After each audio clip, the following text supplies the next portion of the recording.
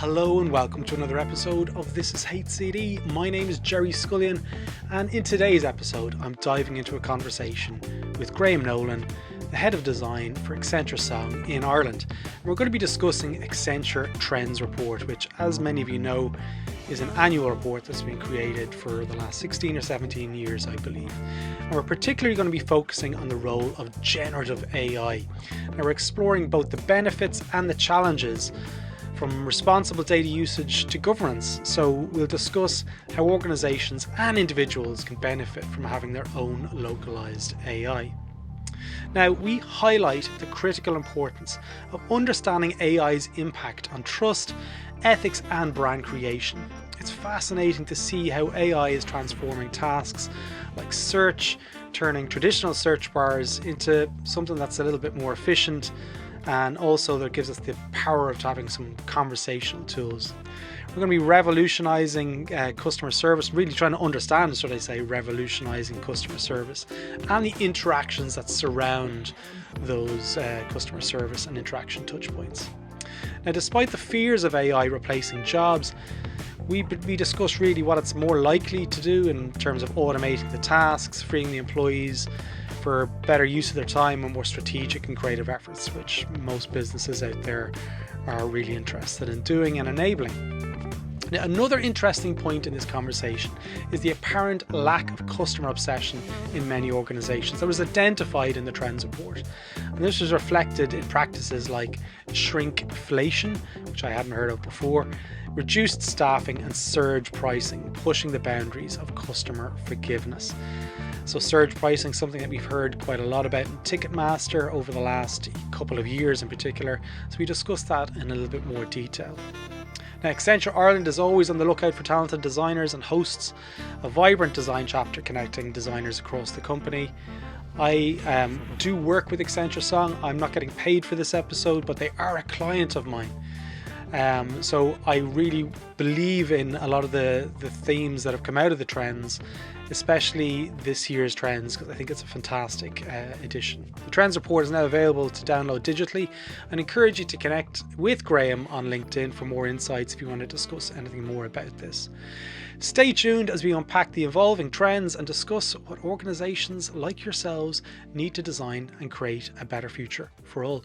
Let's jump straight in. Graham, so I'm delighted to have you here. We've been collaborating for a number of years. You, as a disclaimer, are a client. I have done several pieces for Accenture over the years. But today we're going to be speaking a little bit more around the trends. When the trends, I know of from a very long time, former podcast host on This is HCD, Andy Pillane, was heavily involved. Heavily involved, and did awesome work with that, along with Mark Curtis. So before we jump into the trends, though, and kind of talk only about trends, I want to learn a little bit more around you. Tell us a little bit about your background and what you do at Accenture Song. Yeah, sure. So listen, thanks for having me, Jerry. Good to be on the podcast. And by way of introduction to myself, my current role is head of design with Accenture Song. I've been with Accenture for 7 years. Right. I came through the Fjord studio in the Dock, which is Accenture's Global Centre for Innovation. Yeah. And I led a Fjord design team in there for about 4 years. And then after that, I moved into sort of a new area in Accenture called Accenture Song. Right. And what Accenture Song really is it's a combination of all of Accenture's creative muscle and talent. Rothko has now become Focus 5. That's part of Accenture Song. We have our design team. We have our creative technology team. We have our customer service and customer transformation teams. We content teams, and we customer data and analytics teams. So Accenture Song really is bringing all of those muscles together, thinking about customer obsession and helping our clients understand how to design and create and communicate products and services and commercial propositions around customers today and tomorrow. All right, very good. So the Trends Report, that's been going, I don't know how many years. I'm going to say 10 years. Is that roughly? It's been going 17 years. 17 years, really? 17 years, yeah. Okay, so that's around the start of Fjord then, whenever Fjord were... When Fjord sort of kicked off about over 17 years. 2024 minus 17 equals... I won't do the sums. That's not doing the sums on the fly. I know. But, it's been going for 17 years. I've been involved in about 7 of them. Okay. And what's great about them is because everybody has trends. Lots of consultancies, lots of agencies will sort of publish their viewpoint on trends. What's unique about Accenture Life Trends is it's not done by a group of research botanists in a lab. Sometimes trends are published by maybe the brains of 5 people. What we actually do right across Accenture is we invite everybody in Accenture, from our consultancies to our innovation labs, Accenture Research, all of our design studios around the world, to sort of spot what signals we're seeing in terms of the intersection of human, technology, and business. We bubble up all of that site effectively into an editorial committee that sort of clusters all of that and then just boils it down to this year, most years, about 5 really compelling themes. Okay. So it's actually the product of the brains of probably around 2,000 people around Accenture, which is really good. Yeah. Creates richness for it. And I remember Mark Curtis, that name, was Mark, is he still kind of figureheading or spearheading the trends? He still spearheads it. He's, very passionate about trends, maintaining, the essence of it, maintaining the fact that, so many people contribute to it. And he's a huge, his role as kind of thought leadership lead in Accenture Song is a huge part of the trends on the road and sharing that with our clients. He does that in Ireland an awful lot every year, actually. Yeah. So is my audio cutting in and out, by the way? No, it's not. It might just be Riverside on my cans. So as regards trends generally, what does it give your clients and the people that read these? I know it's an annual report, but what do people get out of it? I think what people get out of it is a sense of what is evolving, what is changing, what is being reimagined or rethought.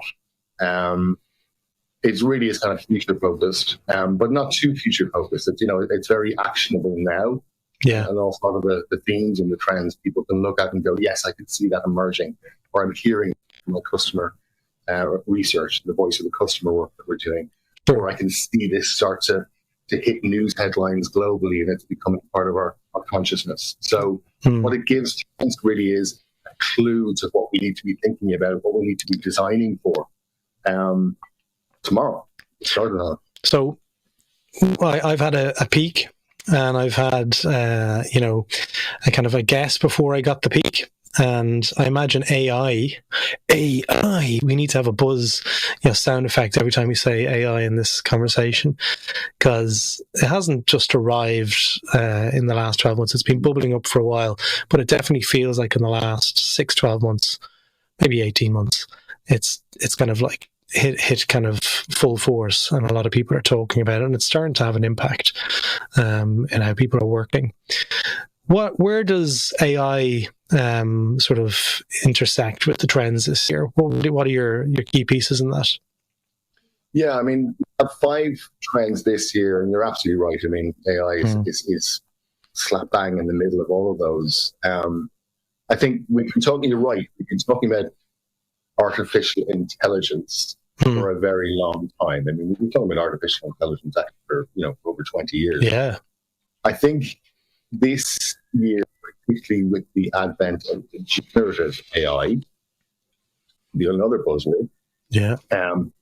But generative AI really is where AI starts to come out of the analytics lab or, the backstage of an organization and starts to come into the front stage, and actually employees and customers can start to touch it, use it, see it deployed, and see it make meaningful change for them, which is why I think Gen AI in particular lately has become much more prominent in terms of news headlines, in terms of conversations around workforce, in terms of conversation around brand content.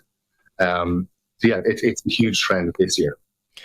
So let's talk about generative AI, because some people only know it as being AI. Okay. So there's different types of AI, and I'd love to hear your kind of thoughts and maybe the description of what generative AI is for the listeners out there, so they're able to articulate, saying, okay, they mightn't have ever really used a generative AI. So let's talk a little bit more around that. How are you seeing it being used by businesses, generative AI?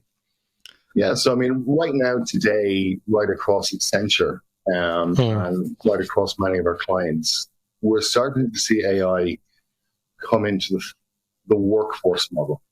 Right? Yeah, that's happening now. I mean, if you look at Microsoft Copilot, which is effectively Microsoft's generative AI solution for the workplace, side by side with their digital workplace tools. What you're able to do now, and people are doing now in pilots right across Accenture, is imagine you got an email. I'm looking at it now. Go on. Yeah. Imagine you got an email and you're driving your car. Yeah. And, rather than pull over on the road or rather than illegally take out your phone and start to read that email, the AI will actually read that email out to you. So that's great. That's, that's handy. NLP. Yeah. But what you're able to do then is you're able to ask Copilot to effectively reply back to that email. You can give them some key prompts, which is, tell Jerry, thank you very much for his email. Can you be really polite in tone? And can you schedule a meeting or a call with me and Jerry at a time that's free in my diary, Wednesday or Thursday next week? And that will then effectively make all of that happen.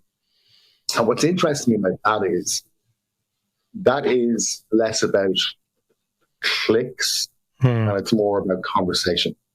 Yeah. And that's contextual as well.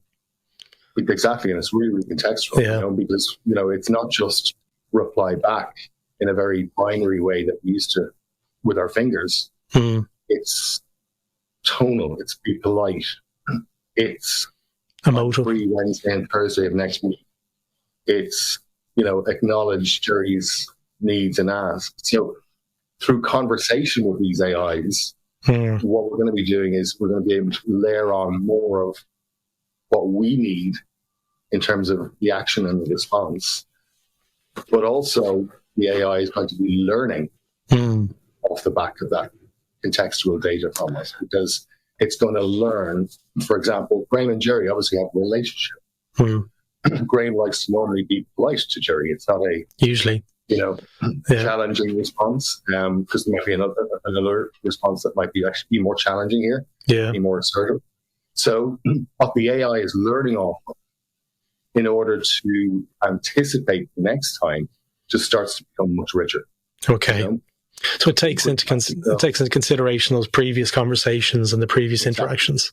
Exactly. Equally, I can kind of go, okay, look, I need to present something in a meeting on Monday morning, prepare a PowerPoint presentation around trust and responsible ethics in AI. I want to do 10 slides, very visual, but I want to make these 5 points. That's now possible for you to execute. And that is your voice, that is your requirements, and that is a co-pilot and effectively taking that task or job to be done and executing that for you. Wow. So you're seeing businesses use this, It is a trial now right across Accenture. Many of our clients are now part of pilots or co-pilot with Microsoft. It's happening. Yeah. Totally happening. Right? So tell me about some of the edge cases around. I don't even say edge cases, but some of the stories where went wrong. Where are the risks on how this can actually not be misused, but sometimes not get the outcome that people are looking for? Yeah, I mean, it's one of the big sub-themes around generative AI, which is responsibility and ethics and trust. Yeah. Okay?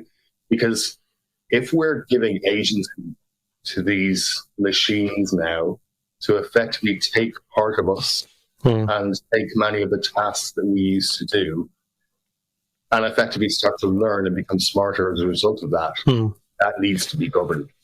Yeah. You know, right now, today, if you had an idea for a business, you can go to ChatGPT. You can get ChatGPT effectively to analyze the market for you. You can get ChatGPT to create the business plan, write the marketing strategy. You can go to another generative tool and you can get a logo and a brand identity. You can go to Microsoft Copilot and create your go-to-market deck, looking for funding. And you can use, you know, for example, Adobe Firefly to create your entire static content, your video, so on. That's fascinating. Yeah. But actually, what does that mean for trust? Because what's interesting about what I've just described there is that's the potential to create a brand from nothing in 30 minutes. Yeah. And if you think about brands, like a brand ultimately is a contract between a business and its customers. Because, you know, we're creating this product or service. People have been involved in it. Care has been involved in it. Regulations have been involved in it.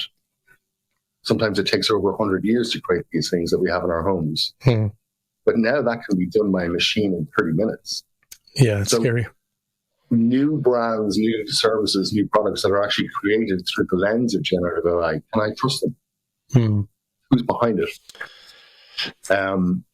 Very much so. On the co-pilot conversation, like say in that scenario, you were driving your car and you said, send Jerry a response to this email. Instantly, my data has been used by the AI without my consent. So this bit, and it's funny how I hear myself speak about AI, and the first thing that I go to, it's not a place of fear.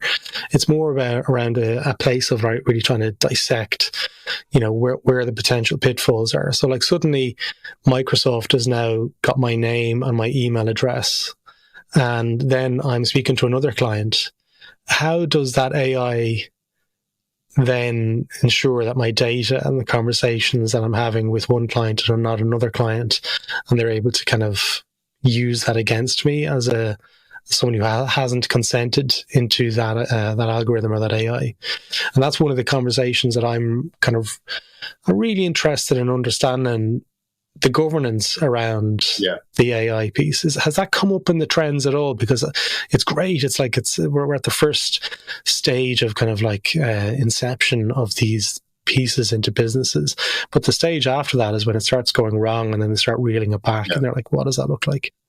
Yes, and I think that governance piece, that ethics piece, is in some ways the counterpoint that we need to design. 3 weeks ago, the European Parliament in Strasbourg ratified the first effectively governance and regulations around the use of artificial intelligence. And that's quite significant. Yeah.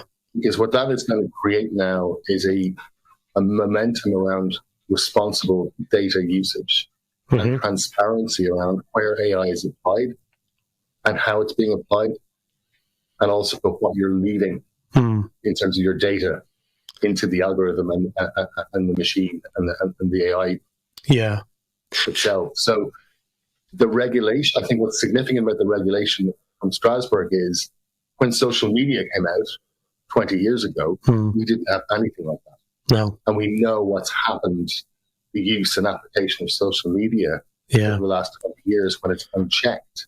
Yeah. Now AI, I think we've learned from that. And now the European regulations is going to start. We have to figure out what does that mean for our I mean, the chief data officer, what's the role of legal? We can't just go and play in this sandbox. We've got to actually design that governance and regulation into your organization and your teams. And that has to be experimented, because the speed at which this is developed is like nothing we've seen before in terms of how it was adopted, but also how it's iterating. can I ask you a question? This is going to, anyone of the listeners would be like throwing their eyes up to heaven. They go, here he goes. There's another one of these questions. How I see an AI, especially with Microsoft Copilot, is that there's an AI assistant. It's almost like Graham's personal assistant, but that's a standalone Graham AI. Okay. So in my argument there of, excuse me, around the Microsoft Copilot, you've got one big supercomputer of the one instance of the AI. Is it right in saying that if it's a Graham AI and then you've got somebody else in Accenture, like a Shane AI, that they know each other, but they don't share that information? So is it a case of framing it like an extension of yourself, or do you know, is that data going back into that one big central repository of data and how it's being kind of cross-pollinated? Yeah, I mean, there is a version where all of the data is in one big box, and we start to learn about many people's context, many people's preferences. But to be honest with you, Jerry, we're already doing that anyway with cloud. We're already doing that with social media. We're already doing that with search and email. So that's already happening. You're right. This is the next layer on top of that. And without the right data governance in place, that can go unchecked. That can get out of control. Because I remember... It all goes back to the data governance point. Yeah, it does. And I remember I had a great conversation with Scott Jensen, who he was ex-Google and Apple as well at one point. And he's big in the FOSS space, like the free and open source software. And his kind of vision, not just his vision, but the vision of FOSS, the community of free and open source software, is that at some point, these big conglomerates, these massive organizations who are basically harvesting our data, at some point, the consumer will realize that they can run a lot of these instances and own their own data in an autonomous way. So that's where the question I was having was like, is it a case of like in the future, I know it's probably not, it's probably further down the track and it probably hasn't been in trends and it's another one of my segues, but is it a case that in the future, generative AI could be, you know, seen as an extension of ourselves and not just giving all your data to Microsoft? And then I'm also using ChatGPT over here. And then I've got Bard of Google over here. That there's a case of having my own kind of instance of this running locally in my home. Is that something that you can see happening? Or organizations having their own AI that's, you know, localized to their own business? Absolutely. I think, you know, and one of the things that is starting to facilitate that and help that is organizations branding their own AI. Okay. You know, very interesting. Microsoft Copilot is a very clear articulation of that product and service, what its proposition is, what its right to be in people's lives is, what it can do for you, what it won't do for you. Yeah. So, you know, Copilot, Alexa. Yeah. I mean, that's a generative AI. 100%. It's branded, it's humanized. But equally, what you've just alluded to there is organizations are using AI, but people are also using AI. Yeah. As organization. Yeah. So, you know, instead of going to a search bar and saying, find me a black jumper, you know, find me a black jumper size XL that's made of this material, that's available for shipping in 24 hours. Yeah. And then sort of using that prompt to effectively search right across the internet. Yeah, that's amazing. Way. So the thing for designers to consider is what we've kind of moved beyond click, buy, basket, search bar into these kind of conversations that you can effectively use to in some ways go beyond just one Amazon or one Google and actually use the internet, large language models to get what you want. Yeah. It's no longer a case of just I want a black jumper. This is actually what I want to do with that black jumper. Yeah. And now you have the power to actually find that solution for you. So we've moved beyond just that binary search. Absolutely. We've also moved beyond organizations just using data to now people actually using generative AI to solve their problem. Yeah, it's really, really interesting. Like, and what you were talking there about is one organization having access to lots of different kind of sources of information. And I was in Miro's headquarters in Amsterdam a number of weeks ago, and they gave me a demo of how AI is being woven or weaved, not sure which was the right word there, into the platform, and how you can actually have your Atlassian Jira boards, and you can have your Google Docs and your Google Sheets and all of these pieces, and how the AI is actually able to access that, process that, and determine some value out of it. Absolutely. Was mind-blowing. I mean, like that there could have taken me 3 or 4 days. If you have to go through everything and kind of consolidate and synthesize and get some sort of insight out of it. And they were doing it in clicks, and I'm like, oh, this isn't like, in the future. This was in the browser, happening contextual to the information that we all created in the demo. And it was kind of flawless. Absolutely. I mean, we're experimenting with Accenture Song. How do you rethink customer service, and even the old concept of FAQs? Whenever people were we were being pushed into these things called FAQs on websites. Or the graveyards, as I call it. Yeah. Just to solve our own problem. Yeah. But now you can rethink that and effectively use something ChatGPT to go and analyze that data set of the FAQs. And instead of just searching endless links and PDFs, the ChatGPT will actually come back to you with the thing that you actually want. Yeah. So that's going to change the customer service model. You're going to be able to bring in an AI into a WhatsApp with your friends to solve where do we go to next weekend. And that conversation with your friends in the WhatsApp group with the AI can feel very real and natural. And I would solve that travel problem for you. I mean, that's the kind of stuff it's pretty cool. I'm just picturing the future of me saying, I don't want to join a WhatsApp group. AI, can you join the WhatsApp group? Be nice to Graham, but everyone else be condescending and patronizing. So we could do that today. Yeah. And then Graham goes, I don't want to be nice to Jerry. Send my AI to that WhatsApp group. Be condescending to Jerry, confuse his AI, and be nice to everybody else. And then it's just going... Maybe that's what's going on right now. Well, do you know what? It wouldn't be too dissimilar to the school group on WhatsApp at the moment, that like you've just got hundreds and hundreds of messages from people, and I'm like, I don't know what's going on. So the sooner we eradicate that kind of scenario of, mass communication and having to troll through it to get some sort of relevant information, that's where it's going to be critical. That's where it's going to be really get rid of these notifications, and it's contextual and saying, hey, listen, these are the bits you need to look at. That's where it'd be super powerful. Can I ask you another question on the trends? The AI stuff, we know, anyone listening to this will just be like, we knew that was going to be in there. But as regards the fear factor that comes with this, for a long time, we were saying, the machines are going to take our jobs. I don't think that's a case of like they might take our jobs. They are taking our jobs. Okay, like designers. I know from coaching and training people around the world that there's a lot of people out there currently who are now looking for work. Okay. And the proliferation of AI, there's a severe correlation between the two. And I'm probably making an assumption there that is actually one of the precursors to this. It's devalued the role of the designer potentially in organizations.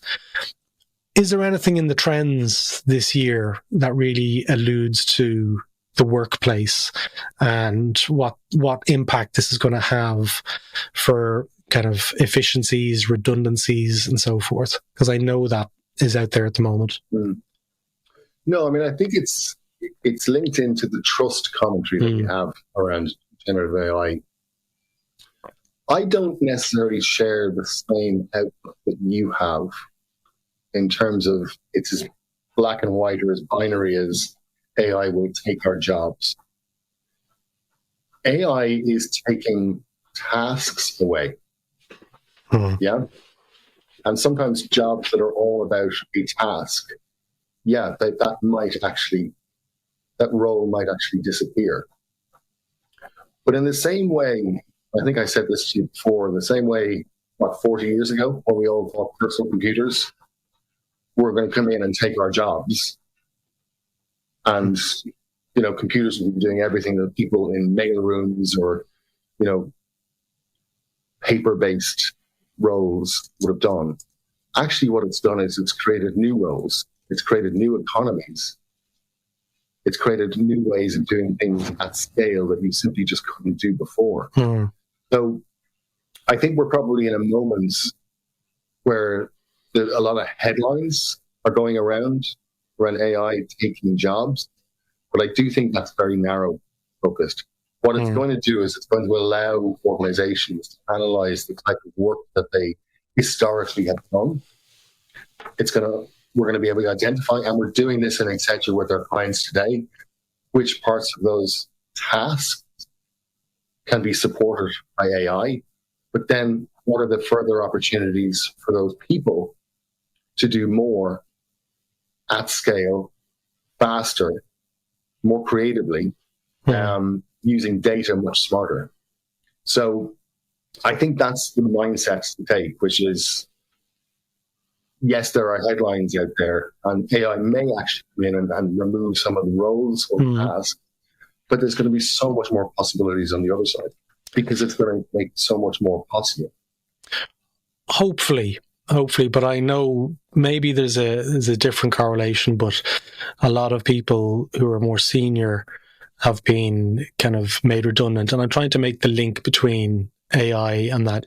I don't know if it's true or not, but I know some people out there who have messaged me saying, like, there's definitely something happening here. But as regards freeing up, as you said, like the employees to make kind of more effective decisions, to get back onto the tools, to make stronger impact and so forth. Do you really, is that really a belief that, once we build the trust, that we're going to be in this position where things are going to be more possible? Well, I mean, I'll give you an example. Yeah. Take the creative space, where historically an art director or a copywriter would have to take a brief. Yeah. Research would have to be done. Concepts created. Photographers, production companies. It's a very lengthy process. Now,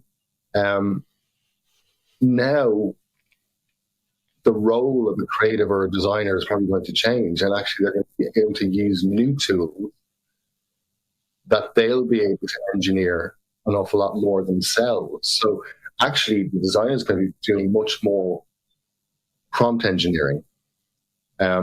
Which AI tools do I use to create this design? So actually, I think it gives creative people much more agency, and choice, and speed. By the way, it's definitely actually exciting. It is, like, for me as an independent, I use it.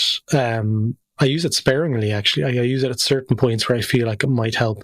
Like the platform that we're recording on here now, they have a really clever automation piece that sits behind the podcast creation, where it'll automatically transcribe as we're speaking here. So I get a transcription of the full episode. It'll do my show notes and so forth. It is fantastic that they're as an independent. But I wonder, as a consultancy, where the risks are there with the relationship with the clients who, historically consultancies have, sold on time, sold on effort. How does this shift that relationship now that the clients can access to these AIs and they can potentially do some of the things that you were doing using the AI? How is that going to shift the relationship, do you feel? I think it'll shift commercially, it'll shift more towards value and outcomes. Oh, brilliant. I mean, that's time and people. And we're already doing that, by the way. And, an awful lot of our conversations with clients now are based on that. I think it's going to change the tools that we can bring. Which is actually going to help differentiate the people and the consultancies and the agencies who are actually leaned into AI. I can use it to make more possible and also kind of change the commercial model as well. The business model, yeah. You know, so yeah, I think that's you've used the word fear and love. That's where you have to approach this with the mindset, which is, am I holding on to the past and approaching this with fear, or am I actually being optimistic about it and seeing it could actually change my business model and change the way of doing things? Yeah. And that's exciting. Yeah. I think that's the thing to tune into. Absolutely. Now imagine, Graham, we were out for dinner and, people said to you like, oh, Graham, you work for Accenture and you've done the trends. They'd say, what are the other pieces, the top 3 pieces other than AI that you're kind of most interested in, you're most kind of eager to talk about from your own perspective? Not Graham, head of design in Accenture Ireland, but just Graham, like, where are the bits that you kind of feel like this is something worth chatting about? Well, I think there's 2 other trends that really hit me this year. And the other one, I think, segues nicely from the AI conversation we just had is, and it was quite a surprise to see this emerge in the trends this year. But there's a big thought around organizations have sort of stepped away from customer obsession. Yeah. Sort of because of hard economics, there's a little bit of love lost between organizations and their customers. And it's sort of evidenced in a number of really human things that I think you and your listeners will just nod when I outline them. Shrinkflation is becoming a thing. All right. And if you know anybody who sort of, probably would time me because we've just done this after Easter, but the whole narrative around chocolate bars are not the same size as they were. What? When we were kids. I thought my hands had just got bigger. What are you talking about? Some of our products have actually shrunk in size. Is this because this is something that I've been saying for a long time at home? I'm like, when I was a child, my packet of crisps were big. I knew they'd shrunk, but do you have any more information on how much they've shrunk by? I don't have the specific. Oh, come on. You don't start a conversation. What I can tell you, throwing allegations out to Cadbury's. I can tell you, come on. In France, the retailer Carrefour? Yeah. So they're actually labeling products that are coming in shrunk versus what they used to be years ago. Really? Carrefour as a retailer have noticed that their suppliers, and imagine that retailer-supplier relationship, how close that needs to be. Here's the retailer actually saying, no, hang on a second, this product has come in, it's lighter, less. So they are putting a label on it. You're like, I know there's something about this banana. I can't put my finger on it, but it still tastes like banana. But what's going on? Like that's so. It's because of hard economics. Yeah, we've had the resources. We've had to sort of pull back, and also the cost of materials, cost of supply. Yeah. When actually the things that might have been 100 grams years ago are now less. Another thing around the customer obsession or the lack of it is, skimflation. You walk into a restaurant, you walk into a hotel, or you walk into any sort of service organization, there's less people there on the floor. There's less people at the counter. Have you ever hired a car recently? Yeah, I did last week. You just look at it and go, there needs to be more people here because, it's what, there's one person. Who's happening? There's one person doing both returns and collections. The other thing around customer obsession is pricing. Yeah. We're starting to see this thing, the increase of surge pricing. So surge pricing, which we typically saw in the airline industry. There are now bars in London who are surge pricing their beer based on the time of day and week. So if you go to a bar in London on a Tuesday, you might pay £6 for a pint. If you go to that same bar on a Saturday, it's £8. And that's surge pricing now coming out of just the airline industry and being applied to lots of other categories. Ticketmaster, another one. Ticketmaster do that as well. Surge by demand. Exactly. exactly. And then the other thing is subscriptions. So there's now a car company in Germany who are launching a subscription if you want to turn the heater on your seats. What? So when you look at all these signals, what's happening now is it's a tough economic climate for our clients. There are choices being made now around the customer experience model. Cost is being taken out of it, and customers are seeing that. And what that is supposedly going to test is what we would call the elasticity of forgiveness. Because there's a point where people just go, no more. No more. Can I just hang on that point for a second? I own the car. Is that right? And you're saying that you own the car, and if I want to have my seats heated, I need to have a subscription? $4.99 for who? Subscription with who? Why? The car. But like a Toyota or something. If I want to heat the cars, I have to pay extra for it. It could any of those nuts. Why? Because they're looking for more ways to make money. I just find it really crazy. Yeah. You own the car outright. You own the car outright, but you need to subscribe to a feature in the car. Yeah. To unlock it. I mean, I own my laptop.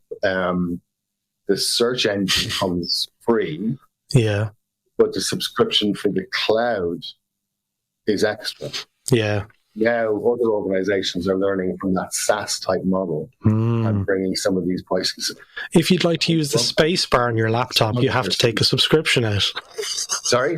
If you want to use the space bar on your laptop, you need to take a subscription out. A little bit like that. So, yeah, it's crazy. The signals that our studios around the world have started to see, and we're starting to see it in voice of customer feedback as well. They're spotting it.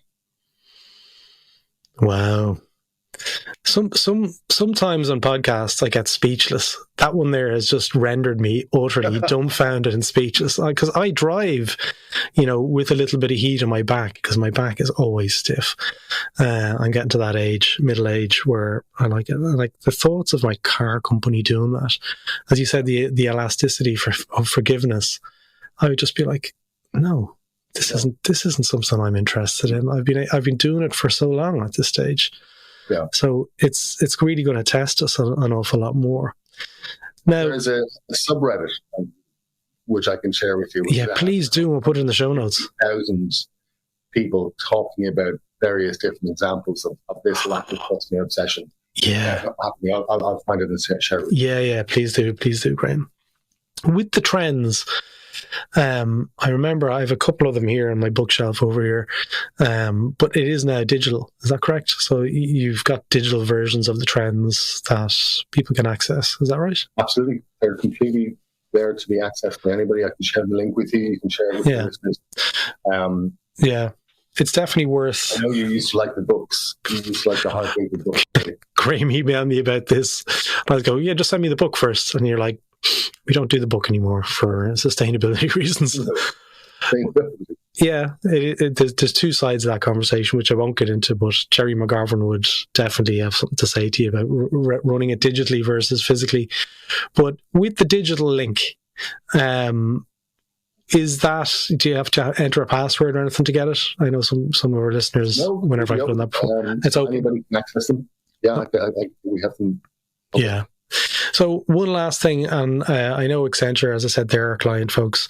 There is a relationship there, but I have got carte blanche in what I can ask Graham today. It's not one of those scripted conversations.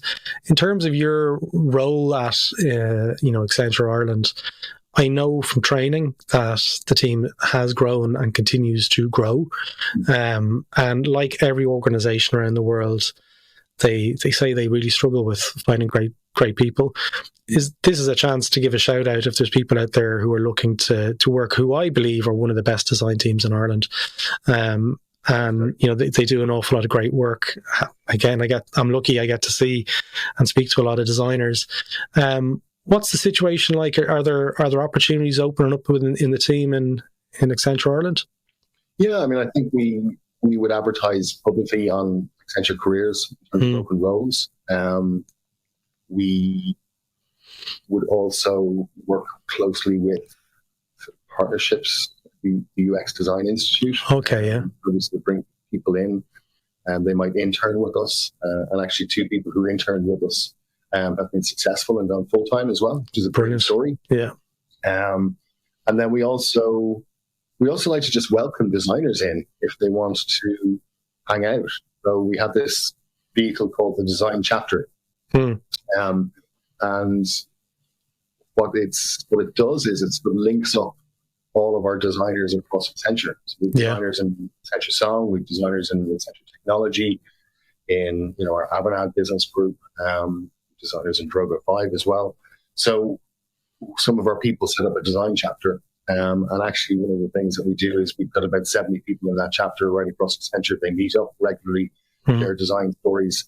And we're actually inviting students from the University of Maynooth in to join us and hang out for a day and listen to some of those talks as well. So if anybody wants to participate in our design chapter, dial into any of our calls, if they want to reach out to you, Jerry, you can. I'll connect you. I'm happy to connect. I'm always happy to be the middleman.